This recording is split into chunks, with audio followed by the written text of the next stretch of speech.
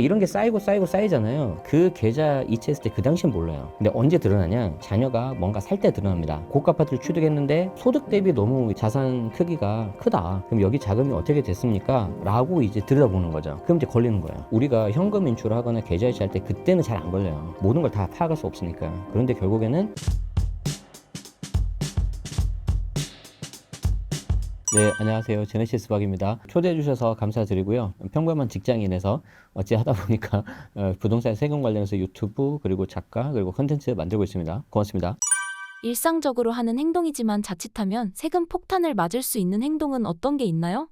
이게 약간 좀 갈리는데요. 보통은 우리가 1천만 원 이상 이렇게 이체를 하면 금융정보분석원이라고 이게 자료가 데이터가 넘어가게 돼 있어요. 근데 이거는 뭐 세무조사, 뭐 편법 증여 이런 것보다는 불법 기관 같은 거 있잖아요. 테러 자금 같은 거. 이런 쪽으로 가면 안 되기 때문에 잡은 거고, 그리고 이제 비정상적인 이체 같은 거 있잖아요. 예를 들어서 어떤 사람이 꾸준하게 뭐 100만 원씩 500만 원씩 이렇게 이체를 하면은 그런 경우에도 마찬가지로 금융정보분석원으로 이게 신고가 가게 돼 있습니다. 금융기관 종사자 하시는 분들이. 그런데 그렇게 갔다고 해서 모두 뭐 세무조사를 하거나 뭐 문제가 되는 건 아니고, 이게 어쩌다 한번 이렇게 한다든지 이사를 할 때 좀 편의상 이렇게 큰 돈을 부부간에 가족간에 좀 오고 간다든지 그러면 그렇게 큰 문제는 없습니다. 다만 그런 거 있잖아요. 우리가 오해받을 행동을 하지 말아라. 그래서 혹시 전세자금이라든지 주택자금이라든지 목돈을 좀 이렇게 이체하실 때에는 이체할 때 메모 기재하는 거 있죠. 거기에다 간단하게라도 좀 메모를 하시면 좋아요. 그러면 그 자체가 되게 좀 좋은 증거가 되거든요. 그래서 그렇게 좀 활용하시면 더 좋을 것 같습니다. 우리 세법은 뭐라고 규정을 하고 있냐면, 해당 자금이 부동산 취득자금으로 이제 명백한 경우, 그리고 이제 특히 증여 같은 게 확실한 경우, 이런 경우에는 뭐 그 횟수, 거래 이런 거 상관없이 증여로 봅니다. 제가 이제 개인적인 거기 때문에 다 말씀을 못 드리는데, 실제 이제 세무공무원 분인데 세무조사 하신 케이스를 제가 들은 적이 있어요. 저희 이제 대학원 수업 때. 그런데 그 잡아내는 금액이 여러분들 생각하는 것보다 훨씬 낮아요. 유튜브 같은 데 보면은 뭐 주로 이제 1,000만 원 나오잖아요. 그보다 훨씬 낮습니다. 500만 원 밑입니다. 그래서 그런 경우도 명백한 경우에는 다 잡아낸다. 그래서 좀 조심하시는 게 좋다. 그리고 약간 이런 거는 케이스가 너무 많은데 본인들이 가장 잘 알아요. 내가 돈을 보내면 이게 어떤 용도인지 가장 잘 알기 때문에 좀 그거 스스로 좀 셀프 체크를 해보시면 좋겠습니다. 네, 똑같아요. 큰 금액을 자주 뽑는다. 이러면 문제가 됩니다. 그런데 기본적으로는 1,000만 원 이상이니까 그 밑으로 하시는 게 좋을 것 같고, 그렇지만 이제 아무리 소액이라 하더라도 100만 원, 200만 원, 300만 원이라도 계속해서 반복적으로 출금을 하면은 결국 문제가 된다. 이 말씀 드리고 싶네요. 가족끼리 용돈 주고받는 것이 세무조사 대상이 될 수도 있나요? 될 수는 있는데, 일단 가족 간 돈 거래를 했다, 빌려주거나 빌려받았다, 그런 경우에는 국세청에서 증여로 추정을 합니다. 추정이라는 건 뭐냐면은 일단 그렇게 의심하겠다는 거예요. 그런데 거기에 대해서 명백한 증거, 아니라는 증거를 제시하면은 증여로 안 보는 거죠. 그렇기 때문에 우리는 어떻게 해야 됩니까? 만약에 내가 돈을 빌렸다면 빌렸다는 증거를 제시해야 되잖아요. 어떤 게 있을까요? 채용증 같은 거. 그리고 내가 채용증을, 사실 이게 부모 자식 간에 매번 쓰는 것도 좀 그렇잖아요. 좀 소액 같은 경우에는. 그러면은 그 금액을 받을 때 아까 말씀드린 것처럼 메모 기재하시고, 좀 금액이 크다 그러면은 저는 단돈 10만 원, 20만 원이라도, 물론 법정 이자율은 4.6%인데 꼭 이자 지급을 하면서 이자라고 메모를 하시는 게 좋아요. 그래서 그걸 좀 안 놓치셨으면 좋겠다. 그리고 이제 과거에 사례를 보면 재밌는 판례가 있어요. 할아버지가 손주한테 결혼 축의금 400만 원을 줬어요. 우리 세법에서는 일상적으로 통용되는 어떤 용돈이라든지 축의금 이런 것들은 비과세거든요. 증여세를 매기지 않아요. 그럼 피디님 생각하시기에 400만 원이면 좀 어떻게, 좀 큰 것 같아요? 좀 작은 것 같아요? 좀 애매하죠. 그래서 다행히 이제 판례에서는 가능하다. 이걸 이제 증여로 보진 않겠다. 그리고 이제 우리가 결혼을 하면 세탁기, 냉장고 일반적으로 쓰는 물건들 있잖아요. 그런 경우도 지원을 해줄 수 있다. 증여로 보지 않겠다. 그런데 예를 들어서 축의금이 400만 원이 아니라 누가 들어도 좀 많은 금액, 예를 들어서 뒤에 공을 하나 더 붙여서 4천만 원. 좀 과하잖아요. 그죠? 그리고 내가 일상에서는 세탁기, 냉장고로 잘 쓰는데 뭐 예를 들어서 뭐 고급 승용차를 사줬어요. 네, 그런 것들은 좀 이게 문제가 좀 될 수 있죠. 국세청은 세무조사를 어떤 방식으로 진행하나요? 아시다시피 저는 뭐 이게 세무 공무원도 아니고 실무를 해본 사람이 아니기 때문에 간접적으로 파악을 하는데, 어찌 보면 여러분들도 제가 알고 있는 내용을 아시면 좋겠죠. 가장 이렇게 공식적으로 알려진 거는 소득 지출 분석 시스템이라고 있어요. 그게 이제 2009년도에 국세청 보도자료에 나온 건데, 소득 지출, 그러니까 내가 번 소득 대비 얼마나 지출이 있냐. 그래서 조금 더 자세하게 제가 설명을 드릴 건데, 이 자료가 무려 지금 16년 전 2009년도 자료인데, 여기 소득 지출 분석 시스템 모듈이라고 해서 여기 보시면 재산 증가액하고 소비 지출액 있지 않습니까? 이걸 5년치 데이터를 봐요. 그래서 어떤 사람이 5년치 데이터를 봐서 부동산을 뭐 샀는지, 주식을 뭘 샀는지 다 데이터가 남으니까 그거랑 5년 동안 소비한 지출액을 봅니다. 신용카드 사용 내역 이런 것들. 자, 그러면은 예를 들어서 5년 동안 내가 30억짜리 아파트도 사고 뭐 해외여행 가가지고 뭐 5년 동안 쓴 게 뭐 카드 긁은 거랑 뭐 5억 정도 썼어요. 그럼 내가 35억이 플러스가 되잖아요. 근데 여기에서 내가 소득 금액이 5년 동안 연봉 1억이라서 5억이라고 해봐요. 그러면 35 빼기 5잖아요. 재산 증가액에서 소득 금액을 빼요. 그러면 나머지 금액이 탈루 혐의 금액이 되는 거예요. 그러니까 이 금액이 무조건 세무조사 대상 금액은 아닌데 과세당국 입장에서 봤을 때 충분히 의심이 간다. 이런 금액인 거죠. 그러면 이게 사람마다 다 다르겠죠. 어떤 사람은 탈루 혐의 금액이 뭐 플러스 1억, 어떤 경우에는 마이너스, 돈을 많이 쓴 경우, 어떤 사람은 플러스 뭐 30억, 40억. 그러면 어디부터 볼까요? 당연히 금액이 큰 플러스 30억, 40억부터 보겠죠. 그런 식으로 갑니다. 주요 적발 사례로는 어떤 것들이 있나요?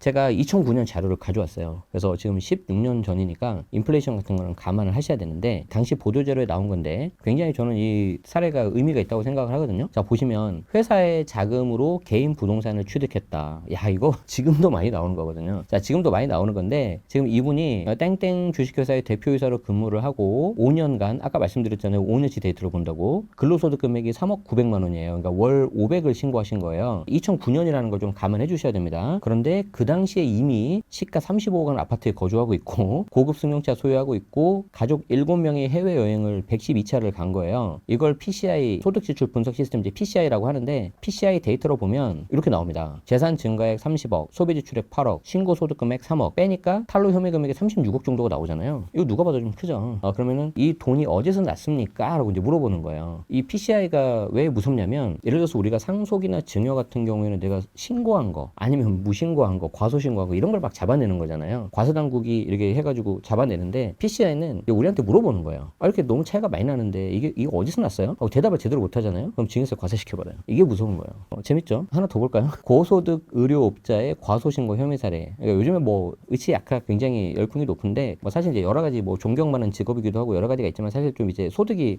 높으니까 많이들 좋아하시는데 한번 보세요. 이분도 의원을 운영하며 5년간 종합소득 금액을 3억 2,200 대략 한 월 500만 원. 아까하고 좀 비슷하죠. 근데 시가 25억 고급주택, 고급승용차 그리고 자녀 3명을 캐나다로 유학을 보내셨네요. 그리고 5년 동안 해외여행을 32차례. 이걸 이제 PCI로 딱 분석해보면 재산 증가액 28억 플러스 소비지출액 2억 그리고 신고소득 금액 3억을 빼니까 탈루 혐의 금액이 27억 정도가 나와요. 그러니까 다른 사람에 비해서 과하다는 거죠. 그러면은 이런 사람들 위주로 이제 순차적으로 보는 거예요. 이렇게 좀 이해를 하시면 될 것 같고 여기서 핵심이 뭡니까? 내가 소득 금액이 높으면 높을수록 차감되는 값이 커지니까 조금 더 세무조사 가능성을 낮출 수 있겠죠.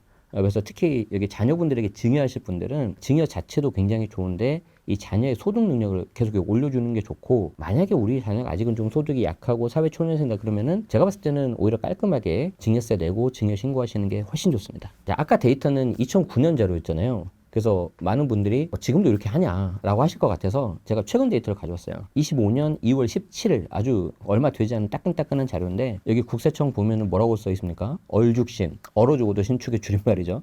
그만큼 신축 좋아하는 건데 똘똘한 한 채 열풍에 편승한 변칙적, 지능적 부동산 거래 탈세 세무조사를 하는데 하나만 볼게요. 여기 세무조사 선정 사례 한번 보십시오.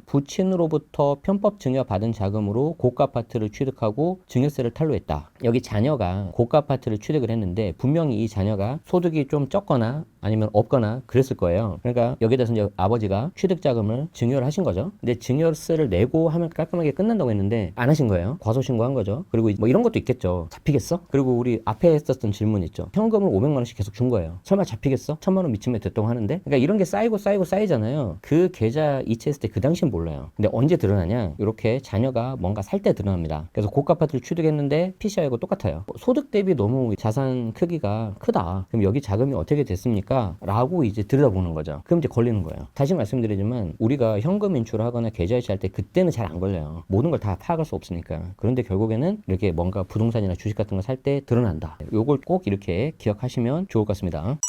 국세청에서 소명 요청을 받으면 어떻게 준비해야 하나요? 가장 싫어하는 케이스인데 이런 일이 일단 있으면 안 되겠죠. 혹시라도 이런 일이 있으시면은 이제 보통 15일 전에 이렇게 연락을 하거든요. 미리 좀 준비하라는 의미에서. 그럼 이제 만약에 가정을 해보자고요. 우리가 그런 걸 받으면 안 좋잖아요. 그래서 좀 약간 소위 말해서 뭉개고 이렇게 대응을 안 할 수 있는데 절대 그러지 마시고 빨리 세무 대리인, 세무사님을 선임하셔서 있는 그대로 다 오픈하시고, 왜냐하면 그 세무사님은 여러분들을 뭐 이렇게 도와주는 사람이기 때문에 여기에서 또 자료를 뭐 이렇게 숨기거나 그러면 더 힘들어져요. 나중에 또 이게 세무 공무원이 알게 되고 그러면 좀 힘들어지니까 다 오픈하셔서 적극적으로 대응하시는 게 좋고, 사전에 이렇게 미리 알림을 한다 그랬었잖아요. 근데 알림을 안 하고 곧바로 조사가 시작되는 경우 있어요. 근데 아주 드문 케이스인데 어떤 경우일까요? 증거인멸이라든지 사안이 너무 명백한 거예요. 그럼 우리는 어떻게 생각하면 돼요? 아, 이거는 피할 수 없다. 그러면 적극적으로 그냥 소명하시고 협조하셔서 빨리 세금 낼 거 내시고 하는 게 오히려 더 좋습니다. 이게 제가 그냥 이렇게 쉽게 하는 말이 아니고요. 대학원 마지막 수업 때 세무조사론 과목을 들었는데 그때 정말 많은 다양한 케이스를 세무사님들 방어하시는 거, 이제 세무 공무원 공격하는 거, 그리고 저희 교수님이 이걸 하고 종합해서 내린 결론이에요. 적극적으로 대응하시고 최대한 맞추는 게 제일 좋다. 그 말씀을 꼭 드리고 싶습니다. 상속세에 대해서 자세히 설명해 주실 수 있나요? 이렇게 생각하시면 됩니다. 내가 주택을 샀는데 이걸 가지고 있다가 뭐 1억, 2억 정도 올랐어요. 그러면 내가 그걸 팔아서 더 좋은 집을 사거나 아니면 현금을 쓰고 싶을 때가 있잖아요. 그럴 때 내가 다른 사람한테 돈을 받고 팔죠. 이걸 유상 이전이라고 해요. 대가를 받는다고. 이게 양도세거든요. 그런데 내가 그렇게 하는 것보다는 우리 자녀나 뭐 배우자한테 그냥 주고 싶다. 근데 줄 때 어떻게 줄까요? 내가 살아생전에 주고 싶거나 아니면 사후에 그때 주고 싶은 게 있잖아요. 근데 방금 여기서 키포인트가 있는 게 주고 싶다는 거잖아요. 이건 이제 어려운 말로 유상 이전이 아닌 무상 이전이라고 해요. 그래서 양도는 유상 이전, 대가성이 있고, 대가성이 없는 거는 증여와 상속 두 개가 있는데, 증여는 내가 살아있을 때, 상속은 죽었을 때 그렇게 하는 겁니다. 왜 제가 이걸 말씀드리냐면 이 양도, 상속, 증여는 세 가지를 한꺼번에 봐야 돼요. 그래서 이 한꺼번에 꼭 이게 봐서 연관돼 있다는 거를 꼭 기억을 하시고, 이 물건을 내가 지금 팔아서 양도를 할 거냐 아니면 상속이나 증여로 할 거냐, 그러면은 이제 어떤 가족 간의 어떤 관계도 있지만 해당 물건의 투자 가치를 보실 수 있어야 돼요. 이거에 따라서 전략이 완전 다 달라집니다. 최근 상속세 개편 소식이 들리던데 어떤 내용인가요? 오늘 촬영하고 있는 이 날짜 기준으로는 확정된 건 없고, 다만 이제 저도 오기 전에 조금 보고 왔는데 정부에서 이제 유산 취득세로 바꾸자 상속세를, 이런 말이 나왔어요. 그럼 유산 취득세라는 건 뭐냐? 쉽게 말해서 받은 만큼만 내가 상속세를 낸다는 거예요. 자, 우리가 증여를 한번 봅시다. 증여 같은 경우에는 형제가 뭐 형이 있고 동생이 있는데 부모님이 형한테 많이 주고 동생한테 조금 줬어요. 그럼 형은 많이 받았으니까 세금 많이 냈겠잖아요. 동생은 조금 받았으니까 적게 내고, 증여는 이미 취득형이에요. 내가 받은 만큼만 내는 거니까. 그런데 우리 상속세는 어떻게 되냐면은 누군가 이제 돌아가시잖아요. 이제 피상속인이라고 하죠. 누군가 돌아가시면은 그분의 재산을 일단 다 더해요. 다 더하고 거기서 이제 세금을 때려요. 자, 그리고 그걸 이제 남아있는 상속인들 있죠. 배우자나 자녀들. 이 사람들이 나눠서 연대납세 의무를 지우는 거예요. 그러니까 증여하고 상속이 비슷한 것 같지만 다르죠. 그러면 세부담 측면에서는 어떤 게 좀 더 셀까요? 상속세가 좀 더 세겠죠. 왜냐하면 일단 재산을 다 모아서 세율을 때리니까 세율이 올라간단 말이에요. 초과 누진 세율이라서. 그리고 이걸 나눠서 내는 거죠. 그러니까 정부 입장에서는 세금도 좀 더 거둘 수 있고 무엇보다도 관리하기가 편해요. 그래서 이제 그 방식을 계속 고수해 왔는데 이번에 정부가 사실 그 전부터 계속 말은 했었어요. 그래서 유산 취득형으로 가자. 그러면 이거는 상속세 어떤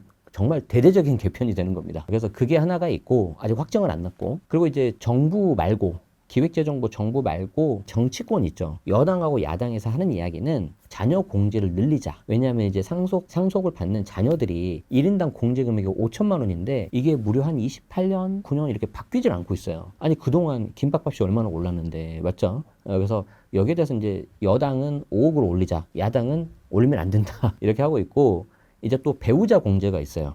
상속을 내가 배우자한테 하면 그 배우자 공제가 얼마까지 돼가지고 뭐 최소 5억에서 30억 이렇게 가는데, 여당하고 정부안은 아예 배우자 공제를 폐지하자, 아니면 늘리거나. 무슨 말이에요? 내가 남편하고 아내 두 명이서 일분 자산 아니냐, 그 자산을 다시 배우자한테 상속할 때 또 세금을 매긴다는 건 말이 안 된다. 경제적 기여도가 그래도 비슷하게 가는데. 그렇기 때문에 폐지하자는 쪽이고, 야당 쪽에서는 배우자 공제를 그냥 한 10억 정도 넉넉히 늘려주자. 그럼 상속세가 안 나오니까. 그래서 두 개 대립하는 부분이 있다는 거. 그런데 정말 근본적인 개편은 유산 취득형으로 가야 되는 거고, 저도 이게 글로벌 스탠다드에 훨씬 맞다고 저는 생각을 합니다. 근데 아직 결정난 게 없고, 안타깝지만 지금 좀 탄핵 정국 이슈로 좀 어수선하죠. 그래서 그런 부분도 좀 고려를 하셔야 될 것 같습니다. 상속받은 집 매도 후 세금 고지서가 날아오는 경우는 어떤 경우인가요? 전제 조건이 내가 상속받은 집을 매도를 하셨다고 했잖아요. 그래서 두 가지가 있을 것 같아요. 어떤 경우냐면은 우리가 이제 피상속인이 돌아가시고 나서 6개월 안에 해당 집을 팔아버리면은 양도세가 안 나와요. 왜 그러냐면 내가 만약에 그 집을 뭐 10억에 팔았어요. 10억에 팔아버리면 양도가가 10억이잖아요. 그런데 6개월 안에 그걸 팔면은 이걸 취득가로 우리가 차용할 수가 있어요. 매매 사례가를 넣어서 내가 10억에 팔든 5억에 팔든 그러면 6개월 안에 팔면은 내가 양도가고 취득가가 같으니까 양도책이 제로가 돼서 양도세가 안 나와버립니다. 그러면 딱히 뭐 문제가 없어요. 그런데 예를 들어서 6개월을 넘어서 내가 팔았다. 그러면은 이때 취득가하고 양도가 차이가 나면은 세금이 좀 나올 수가 있거든요. 그럼 양도세를 내야 돼요. 실제 제가 모셨던 어떤 상사분이 그 집을 인천에 있는 집이었는데 상속이 개시되고 나서 8개월 있다 판 거예요. 그런데 너무 안타까운 게 뭐냐면 어차피 팔 물건이었으면은 6개월 안에 팔았으면 양도세가 안 나왔거든요. 그래서 그 부분이 좀 굉장히 아쉬웠고 다만 전제 조건은 뭐죠? 팔아도 되는 물건이에요. 그럼 내가 팔면 안 되는 물건이 있을 수 있겠죠. 예를 들어서 오래 가지고 있으면 투자 가치가 올라갈 것 같은 거. 이 경우는 어떻게 되냐? 그냥 가지고만 있으면 되냐? 그렇진 않아요. 상속 개시되고 역시 6개월 안에 내가 따로 감정평가를 받는 거예요. 감정평가를 받아서 이 취득가를 좀 시세대로 올려두는 게 좋습니다. 그래서 6개월 꼭 기억하시고요. 두 번째 케이스는 뭐냐면 요즘에 감정평가 사업을 확대하고 있어요. 국세청이. 무슨 말이냐면 과거에 꼬마빌딩 아시죠? 꼬마빌딩은 금액은 뭐 이렇게 꼬마빌딩이 보통 100억 이하로 하겠습니다. 뭐 몇십억 이렇게 팔리는데 정부에서 정하는 기준시가 가격이 너무 낮은 거예요. 그러니까 기준시가는 낮은데 뭐 40억인데 실제로 한 80억에 팔려. 근데 40억을 가지고 뭔가 세금을 매기면 안 되잖아요. 그래서 이런 거에 대해서 감정평가를 국세청에서 별도 했거든요. 그런데 이게 해보니까 국세청 입장에서 괜찮다는 거죠. 왜냐하면 세수도 많이 확보되고 또 사실 이게 시세대로 가는 게 또 맞잖아요. 공평과세 입장에서. 그러니까 이제 어디로 눈을 돌리겠습니까? 주거용으로 눈을 돌리는 거예요. 아파트. 이 아파트도 해보자. 그래서 올해 굉장히 예산을 많이 들렸습니다. 그래서 이런 경우에는 좀 더 생각지 못한 상속세가 나올 수도 있다. 그래서 이런 일이 발생하시고 관련된 자산이 있으시면 항상 6개월을 기억하시고 전문가와 세무사님과 좀 상담을 해서 그냥 그대로 가져가겠다 하시면은 감평을 좀 받으시는 게 좋고 처분하겠다 하면은 그 6개월 안에 처분하시는 게 좋습니다. 부동산 매각해서 현금으로 자녀에게 주면 안 되는 이유가 무엇인가요?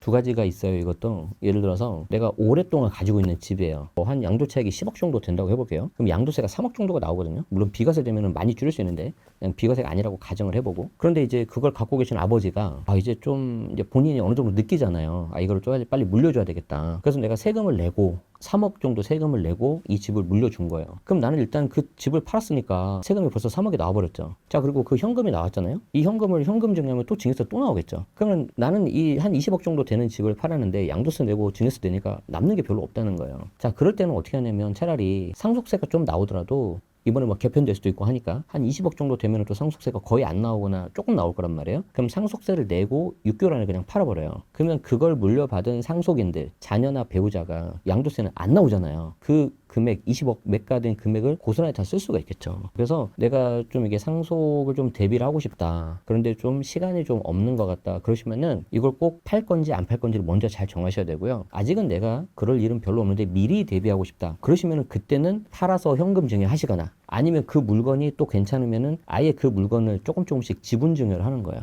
결국 이것도 핵심이 뭐예요? 이 물건을 내가 오래 가져갈 거냐, 팔 거냐, 투자 가치를 봐야 됩니다. 만약 부모님이 돌아가신다면 자녀는 무엇을 어떻게 해야 하나요? 앞에서 다 말씀을 드린 것처럼 6개월 안에 준비를 하시는 게 가장 좋고 이제 뭐 이거 관련해서는 이제 실무하시는 세무사님들이 훨씬 더 잘 아시고 여러 가지 영상이 있으니까 뭐 그걸 좀 참고하시면 좋을 것 같은데 뭐 주변 정리할 때 뭐 예를 들어서 뭐 핸드폰 없애지 말아라 뭐 여러 가지 있잖아요. 뭐 그런 부분들 조금 더 디테일한 것들은 참고해 보시면은 좋을 것 같습니다. 어쨌든 제가 이제 주변에 보면 안타까운 게 뭐냐면 그런 일이 있으면 당연히 이제 좀 경황도 없고 황망하고 그러니까 좀 힘드실 텐데 그럴 때일수록 조금 더 이렇게 집중하셔가지고 사후에라도 이렇게 대비를 하시는 게 좋을 것 같습니다. 6개월을 꼭 기억하십시오.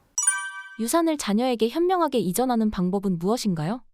이것도 두 가지가 있는 것 같은데 그 현물 자체를 물려주시는 것도 되게 좋지만 그 현물을 지킬 수 있는 능력을 저는 주셔야 된다고 봐요. 예를 들어서 뭐 주식도 마찬가지지만 내가 아무리 좋은 주식을 줬는데 자녀가 이걸 잘 굴리지 못하거나 뭐 쉽게 팔아버리거나 그러면 안 되잖아요. 부동산도 마찬가지예요. 부동산도 이 자녀가 이걸 좀 볼 수 있는 눈이 있고 이걸 내가 좀 관리를 할 수 있어야 되는 그런 게 필요하다는 거죠. 그리고 또 하나가 뭐냐면 다 그런 건 아닌데 뭐 형제 자매 간에 이렇게 좀 같이 공동으로 증여받은 경우에 좀 이렇게 사이가 안 좋은 경우도 제가 좀 많이 보고 상담을 한 적이 있었거든요. 어떤 분이 좀 기억에 남냐면 본인이 좀 오빠한테 많이 서운하셨나 보더라고요. 그래서 이제 이걸 팔고 오빠랑 같이 있는 그 물건을 팔고 나는 내 돈 몫을 가져가서 내가 이제 정말 자산을 좀 굴리고 투자를 해보고 싶다. 그런데 딱 봤는데 팔면 안 되는 물건이에요. 중심지에 있는. 그래서 세금 계산해 드리고 이걸 팔면은 세금 떼고 나서 얼마가 들어옵니다. 그럼 이걸 가지고 하실 수 있는 게 많이 없습니다. 했는데도 불구하고 그 마음의 응어리가 좀 그러더라고요. 그래서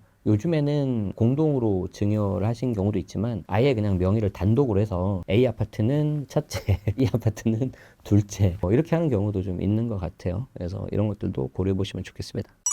최근 부동산 투자 심리가 위축된 이유는 무엇인가요?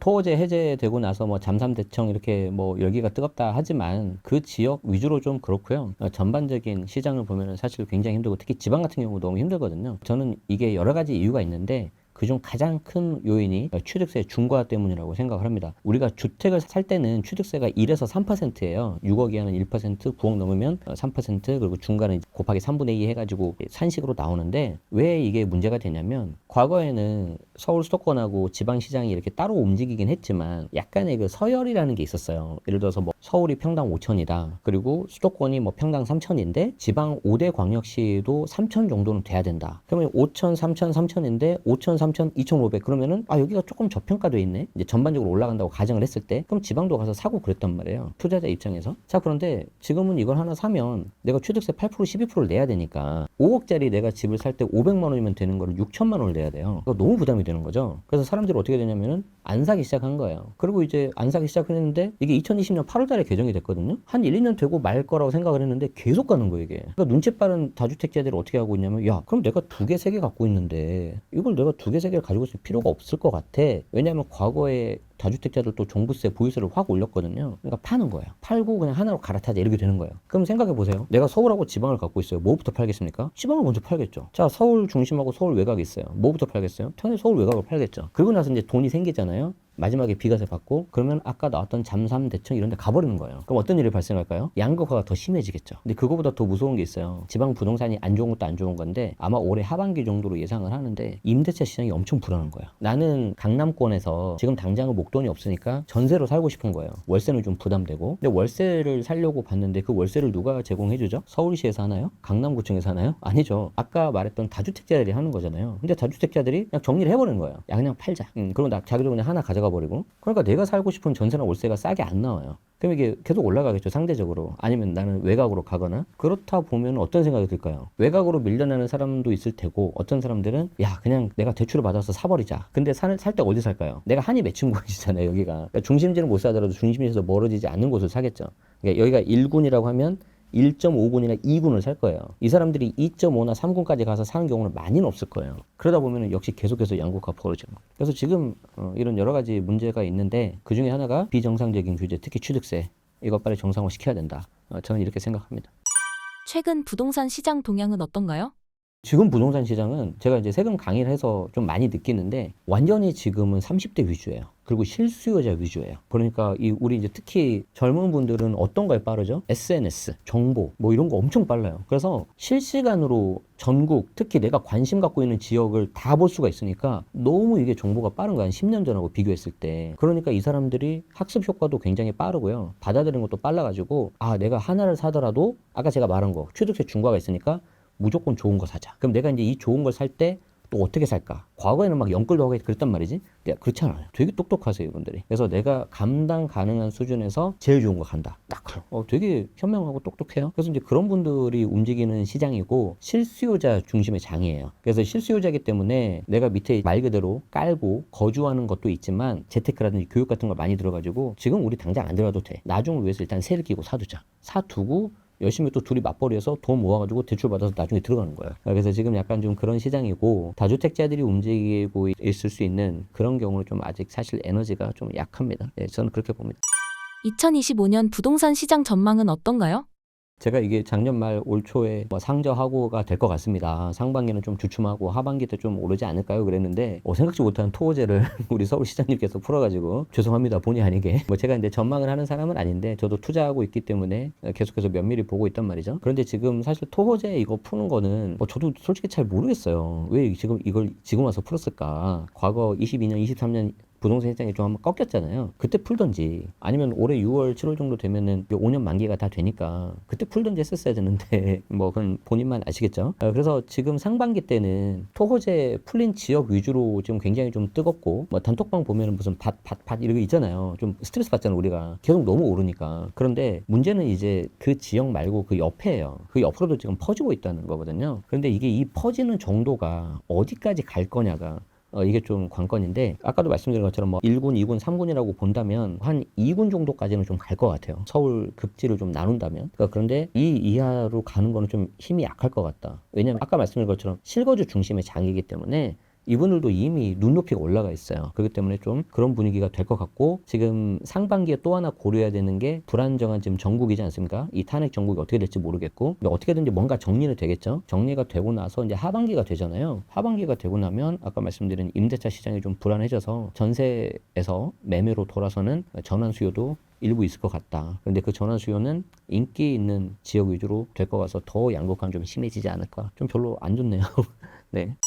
신축만을 고집하는 현상에 대해서 어떻게 보시나요?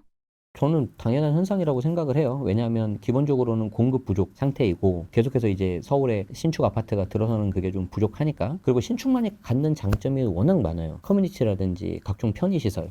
예를 들어 볼까요? 우리가 불과 2년 정도 전만 하더라도 둔촌주공 그거 보면은 야, 이건 너무 과하다, 비싸다, 말도 많고 탈도 많다 막 그랬었잖아요. 굉장히 안 좋은 얘기만 나왔었는데 지금 와서 보니까 어때요? 그 가격이 혜자였죠. 싼 거였어요. 그리고 지금 올림픽파크 포레요. 거기 이제 실제 거주하시는 분들 이야기를 들어보면 너무 좋다는 거예요. 왜냐면 이제 대단지가 많이 줄 수 있는 어떤 커뮤니티라든지, 그리고 대단지에서 올 수 있는 어떤 편의시설, 그런 게 좀 많이 있기 때문에 앞으로도 이 신축 그런 것들은 인기가 더 높을 것 같고, 사실 우리가 기본적으로 생각해보면 사회초년생이 뭐 차를 뭐 아반떼에서 시작한다면 나중에는 뭐 소나타 그랜저 이렇게 쭉쭉 올라가잖아요. 차하고 어떤 집은 좀 약간 큰 거를 좋아하시는 것 같고, 그리고 이제 새 거, 옵션, 풀옵션 이런 걸 좋아하는 거는 기본적인 사람의 습성인 것 같다. 게다가 지금 계속 봐야 되는 그 30대 메인 수요자들 있잖아요. 이분들은 어렸을 때도 아파트에서 살다 지금 아파트를 살려고 하는 매수하려는 분들 있잖아요. 이 아파트에서 잘 알아요. 친화적이고. 그렇기 때문에 오히려 더 신축을 좋아하는 게 아닌가 싶습니다. 정권이 교체되면 부동산 정책에 어떤 변화가 있을 것으로 보시나요? 그냥 가정을 해보는 거죠. 뭐 정치에 대해서 편을 가르거나 그럴 의도는 1도 없으니까. 만약에 이제 탄핵안이 인용이 되고 조기 대선해서 실시가 된다면 지금 아마 5월 정도로 좀 예상이 되고 있지 않습니까? 그래서 이제 정권이 교체가 되거나 뭐 이렇게 봐야 되는데, 만약에 현재 야당인 민주당이 정권을 잡는다 하더라도 과거에 어떤 부동산 규제가 곧바로 될 것 같지는 않아요. 왜 그러냐면 첫 번째 이유는 일단 야당 현재 이재명 대표 말을 빌어 샀을 때 우리는 규제를 곧바로 하진 않겠다. 그리고 얼마 전 다른 채널에서도 나오셔가지고 뭐라고 했었죠? 부동산 규제를 뭐 이렇게 너무 세금을 많이 바꾸는 건 바람직하지 않다 이렇게 말씀을 하셨잖아요. 이제 표면적인 것만 봤을 때. 그래서 이제 정권이 교체가 된다 하더라도 초기 1, 2년은 큰 변화가 없을 것 같다. 제 생각에는 그렇게 하나가 있고요. 다만 이제 뭐가 있냐면은 그럼에도 불구하고 지금 주택 공급이 계속 부족한 상태잖아요. 그럼 이게 언젠가는 이게 또 탈이 나거든요. 그게 만약에 임대차 시장이 불안해지다든지, 그리고 그게 매매 가격 상승으로 올라가면 아무리 그렇게 말씀을 하셨다 하더라도 가만히 있지는 않을 것 같다. 그러면 그때는 규제가 좀 들어갈 수도 있을 것 같다. 그럼 규제가 들어간다면 일단 당장 내년 5월 9일자로 끝나는 양도세 중과는 배제는 일단 끝날 거고, 그럼 26년 5월 10일부터는 조정 대상 지역에 있는 물건을 다주택으로 상태 갖고 있는 분들은 양도세 중과가 들어가요. 뭐 예를 들어서 양도차익이 5억이면 한 1억 7천 정도 세금 내면 되는데 3주택 중과면 거의 3억 5천 내야 됩니다. 2배 내야 됩니다. 강남의 그 비싼 반포에는 원베일리 양도차익이 38억인데 3주택 중과되면 양도세가 30억입니다. 30억. 못 팔아요, 이 사람들이. 그럼 못 팔면 어떻게 되냐? 매물이 들어가겠죠. 매물이 들어가면 지난 정부에서 했던 방식이 뭐냐면 보유세를 올릴 거예요. 근데 이 보유세를 올리면 굉장히 좀 세부담이 커지는데 그걸 곧바로 하진 않을 것 같다. 제 생각에는. 그래서 좀 더 지켜봐야 될 것 같다. 어디까지나 가정인데, 문제는 이제 좋은 물건일수록 매물이 좀 더 잠기겠죠. 그게 좀 계속 염려가 됩니다. 코인 혹은 주식으로 돈을 번 자산가가 부동산을 구매하려 할 때 어떤 조언을 드릴 수 있을까요? 세금이죠. 세금인데 가장 중요한 게 이제 자금 출처예요. 혹시 그 앞에 영상에서 우리 말씀드렸던 소득 지출 분석 시스템 기억하십니까? 내가 코인으로 만약에 돈을 많이 벌었어요. 지금은 이제 신고가 좀 들어가죠. 세금은 안 낸다 하더라도. 자, 그러면 내가 신고된 금액으로 내가 뭔가 소득이 잡혀요. 이걸 내가 증빙을 할 수 있어요. 그 돈을 가지고 내가 부동산 고가주택 규제적 사는 거 아무 문제 없어요. 제가 얼마 전에 어떤 다른 언론 기사를 보니까 19살인가? 굉장히 어린 나이부터 단돈 170만 원 가지고 시작을 했는데 그분이 반포에 있는 원베일리를 취득을 하고 세를 주셨더라고요. 그리고 본인은 트리마디에서 전세를 살더라고요. 근데 저는 거기서 너무 이분이 잘했다고 생각을 한 게 뭐냐면 저는 그분하고 일면식도 없습니다. 두 가지가 있는데 본인이 갖고 있었던 그 투자 수익, 사실 코인이나 주식은 좀 변동성이 상대적으로 크잖아요. 근데 그거를 100%는 아니겠지만 상대적으로 안전한 강남 아파트에다가 옮겨놨다. 그건 너무 잘했다고 생각을 하고요. 두 번째는 뭐냐면 그분이 인터뷰하는데 그 말을 하더라고요. 자기가 왜 자기는 트리마디에 전세로 또 사냐면 반포는 보니까 가족 단위가 많다는 거예요. 근데 자기 지금 혼자거든. 그러니까 내가 반포 지금 당장은 안 살아도 될 것 같다는 거죠. 그래서 자기는 좀 더 사업하기 편한 성수동에 있는 거죠. 이미 그거 자체로 제가 봤을 때 부동산 인사이트도 있으시더라고요. 그래서 그런 케이스가 많이 있어요. 주식이든 코인이든 아니면 개인 사업이든 하는데 제가 주변에 겪은 자산가 분들을 보니까 거의 80% 90% 이상은 마지막에는 부동산에 이렇게 심어 두시더라고요. 그래서 그걸 두 개를 밸런스를 잘 맞추시면 좋겠고, 부동산을 취득하는 과정에서는 꼭 검증된 자금, 내가 소득 신고된 자금, 이걸로 하시기 바랍니다. 내가 돈이 아무리 많이 있어도 이걸 제대로 신고를 안 했잖아요. 예를 들어서 내가 억대 연봉자예요. 그럼 나는 월급에서 계속 신고가 됐겠죠. 증빙이 되는 거예요. 근데 내가 억대 현금이 있어요. 근데 이 자금이 좀 약간 안 좋은 자금이라고 해봐요. 부모님이 100만 원씩 준 자금이야. 수년간에 걸쳐서 신고가 안 됐잖아요. 이게 들어가는 순간, 물타기 하는 순간 문제가 될 수 있습니다. 상황별 1주택자의 비과세 전략을 설명해 주실 수 있나요?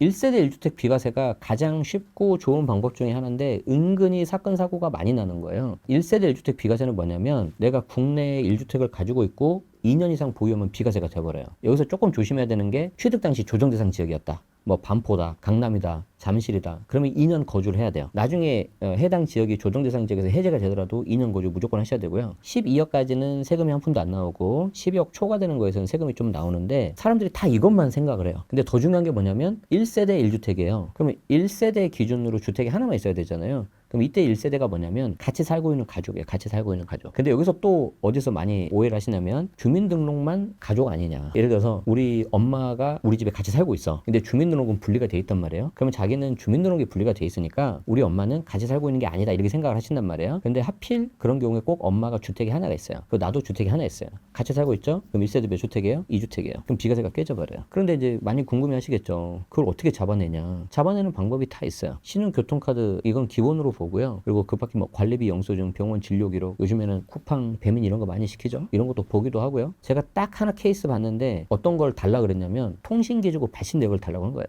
주민등록상 엄마는 강북, 나는 강남인데 그러면 엄마가 강북에서 생활하시니까 통신 기주국 발신 내역이 강북에 점이 찍혀야 될 거 아니에요. 근데 보니까 다 아들내미 집 강남에 찍혀 있는 거예요. 그럼 그거 들이밀면 할 말 없죠. 떼오라고 합니다. 그렇기 때문에 1세대 1주택 비과세에 꼭 조심하셔야 되고요. 최근에 걸린 거 하나 제가 좀 보여드릴게요. 여기 이제 자료를 보시면 이렇게 나오는데 이게 최근에 나왔던 2월 17일 나왔던 국세청에서 발표한 세무조사 케이스인데 가장매매, 그러니까 가짜로 매매를 한 거예요. 여기 보시면 본인 갑이 있는데 다주택자인 거예요. 주택 A가 있고 고가주택 B가 있어요. 당연히 고가주택 B가 양도세액이 크겠죠. 그래서 고가주택 B를 비과세를 받으려면 이 A주택을 없애야 돼요. 팔아야 돼요. 근데 요즘에 안 팔리죠. 아까 말씀드렸잖아요. 양극화가 되게 심하게 돼 있고 어정쩡한 물건이 잘 안 팔려요. 그러니까 이분이 고가주택 B를 비과세를 받고 싶으니까 A를 아는 사람, 특수관계인인 친척한테 넘깁니다. 그러고 나서 고가주택 B를 비과세를 받고 양도가가 분명히 12억이 넘을 거예요. 고가주택이니까. 그래서 양도세 비과세 신고를 해요. 세무서에. 여기까지 하면 아무 문제가 없어요. 어떻게 보면. 그런데 이 주택을 얼마 지나지 않아서 다시 가져옵니다. 그러니까 무슨 말이에요?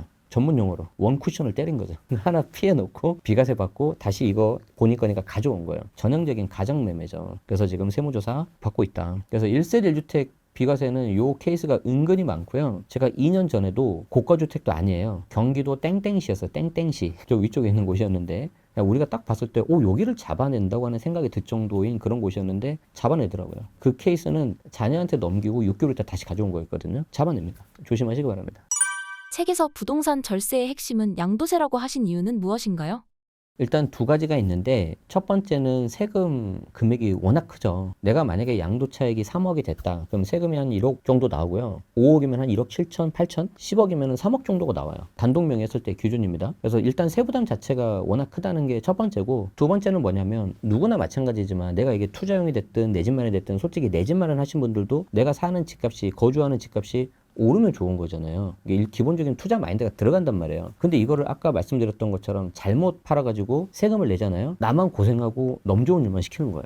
이게 너무 짜증이 나는 거죠. 그래서 두 가지를 정말 조심해야 되기 때문에 여러분들이 이거를 꼭 조심하면 좋겠는데, 안타까운 게 뭐냐면 양도세는 집을 팔 때 내는 세금이지 않습니까? 그럼 우리가 상식적으로 생각했을 때 그래 내가 그러면 집을 팔 때만 조심하면 되는 거 아니야? 그러는데 거의 90%는 매수할 때부터 정해져 버려요. 첫 번째가 뭐냐? 공동명의입니다. 그래서 내가 부부 공동명의가 가능하다, 결혼했다 그러면은 부부 공동명의 하시면은 나중에 양도차익에 따라서 달라지는데, 요건 제가 이미지를 한번 볼게요. 자, 여기 보시면 양도차익 1억이었을 때 단독명의면은 대략 한 2천만 원 정도가 세금이 나와요. 근데 공동명의라면은 5대5입니다. 1인당 645만 원이니까 2명 하면은 1290만 원. 벌써 한 765를 세이브 해버리죠. 그럼 공동명의는 어떻게 하면 되죠? 부동산 갈아서 매수자에다가 이름 하나 더 쓰면 끝나요. 다만 조심해야 되는 게 있는데, 공동명의 했을 때 예를 들어서 10억짜리 집이에요. 각각 5대5면 5억, 5억을 마련해야 되잖아요. 근데 어느 한쪽에 소득이 없어서 한쪽에서 10억을 다 냈다. 그러면 5억을 내가 증여한 거죠. 이 경우에는 증여세 이슈가 나오겠죠. 그런데 부부는 얼마까지 증여세 없죠? 6억까지 없잖아요. 그러니까 이런 건 괜찮다. 근데 뭐 20억, 30억 고가주택 샀을 때는 이제 증여, 자금 조달 조심해야 되겠죠. 자, 그래서 양도차익이 늘어날수록 공동명의 효과가 커져요. 3억이 오르면 단독명의 1억인데 공동명의는 7,900, 거의 8,000. 그러니까 2천만 원 정도 세이브가 되고, 5억이면 공동명의 절세금액이 2,700 이런 식으로 굉장히 높아지기 때문에 처음에 공동명의 잘 하셔야 되고, 아까 말씀드린 것처럼 증여 이슈 있는지 없는지 체크하셔야 되고, 아마 분명히 고민하시는 분들이 계실 건데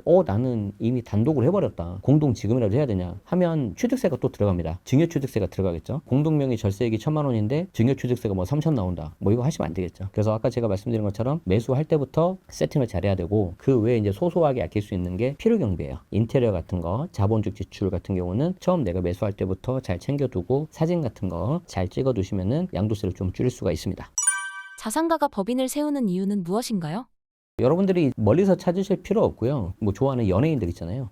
연예인 분들 보면은 꼭 뭔가 이렇게 빌딩 아니면 건물, 재테크 이런 게 나와요. 물론 저도 이제 가끔 보면 좀 현실감이 없는 경우도 있고 약간 부럽기도 하고 샘도 나고 그러는데, 우리가 이제 배울 수 있는 건 배우자는 거죠. 그분들이 법인으로 하는 이유가 뭐냐면은 일단 본인 개인 이름하고 법인을 좀 분리하려고 하는 거예요. 명의 자체를 분리하려고 하고, 그리고 가장 큰 이유가 절세인데, 기본적으로 내가 건물을 50억짜리 사는데 100억이 됐어요. 그럼 양도차익이 50억이잖아요. 그럼 이 경우에 개인으로 하면 양도세가 한 절반 가까이 나옵니다. 근데 법인으로 하면은 끽해봤자 한 19% 정도밖에 안 나와요. 이미 그 자체에서 벌써 차이가 많이 나고 있고, 법인이라는 건 뭐예요? 내가 주식회사 하면은 해당 주주 지분을 가지고 있는 거잖아요. 그래서 어디서 또 많이 활용하냐면 가족법인을 만들어 버려요. 그래서 가족법인을 만들어서 처음에 1억으로 작게 시작한 법인인데 자녀가 10%, 부부가 90%란 말이에요. 그런데 이게 100억이 되잖아요. 1천만 원짜리가 나중에 10% 되면 10억으로 가버려요. 그래서 이렇게 자연스럽게 증여나 상속적으로 가게 되고, 물론 나중에 좀 세금을 내겠지만 부부가 가지고 있는 지분을 자녀한테 넘기면 세금 좀 내고 하면은 100% 그 자녀가 해당 법인을 컨트롤하게 되면은 그 법인 안에 있는 건물도 다 컨트롤 가능하게 되는 거죠. 할 수 있는 방법은 많이 있다. 제네시스박의 부동산 세금 트렌드 2025를 집필하시게 된 계기가 무엇인가요?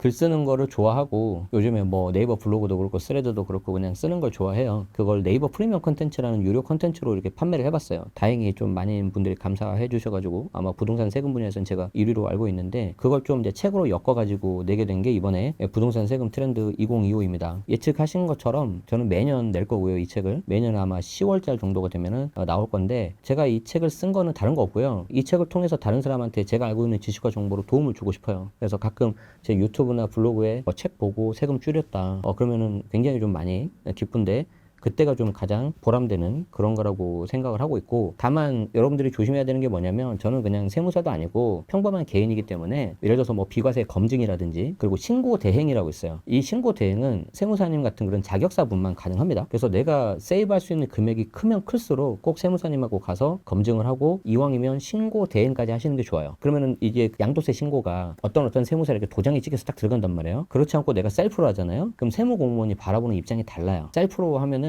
공부를 열심히 했네 이렇게 생각 안 하고요. 혹시 이 사람이 뭔가 틀리지 않았을까 꼼꼼히 봅니다. 근데 세무사님 거 하면 그래도 조금 좀 덜 하죠. 그래서 우리가 이제 그런 어떤 자격사분의 어떤 힘을 빌리는 거고, 마지막으로 제가 이제 말씀드리고 싶은 거는, 여러분들이 살아가면서 제일 중요한 게 뭡니까? 일단 첫 번째 건강해야 되죠. 그리고 요즘 지금 현재 같은 자본주의 시대에는 어떤 재산권이 굉장히 중요하단 말이에요. 그런데 이 세금은 합법적인 방법으로 여러분의 재산권을 침해할 수 있는 그런 공권력이에요. 그렇기 때문에 여러분들이 이상하게 열심히 사는 것 같은데 굉장히 나는 나는 정말 성실하게 살았는데 좀 뭔가 부족하고 왜 내가 집안 칸을 마련하기 이렇게 힘들고 왜 이게 월급 그냥 스치는 것만 같고 그런 생각이 드신다면은 이걸 도대체 누가 이렇게 가져가는 거냐 생각해 보세요. 통화량이라고 우리가 많이 나오잖아요. 정보도 나오고 뭐 M2 이렇게 나오는데 정부에서 통화량을 2배를 넘게 찍었는데 왜 내 계좌는 2배 현금이 늘지 않았을까? 그럼 그 현금을 누가 가져갔을까? 이걸 한번 좀 잘 고민해 보셨으면 좋겠어요. 그래서 그런 식으로 직간접적인 방법으로 나의 재산권을 침해할 수 있는 게 세금이기 때문에 당연히 세금을 내는 성실한 납세 의무는 굉장히 신성한 그런 거지만 너무 과한 경우에는 안 된다. 그래서 여기에 대해서 여러분들이 관심 가지면 가질수록 정부 공권력도 더 조심스럽게 할 겁니다. 이 세금의 역사는 이 세금을 많이 걷냐 적게 걷냐 딱 그거예요. 그렇기 때문에 좀 적정한 선에서 잘 되었으면 하고 여러분들의 관심이 있어야 된다. 이 말씀을 강조드리고 싶습니다. 신사임당 구독자분들께 한마디 부탁드립니다. 건강하시고요. 다른 거 뭐 있겠습니까? 특히 이제 환절기인데 감기 같은 거 조심하시고 그 순간순간에 이렇게 잘 즐기시면서 행복한 시간 같이 가지시면 좋겠습니다. 고맙습니다.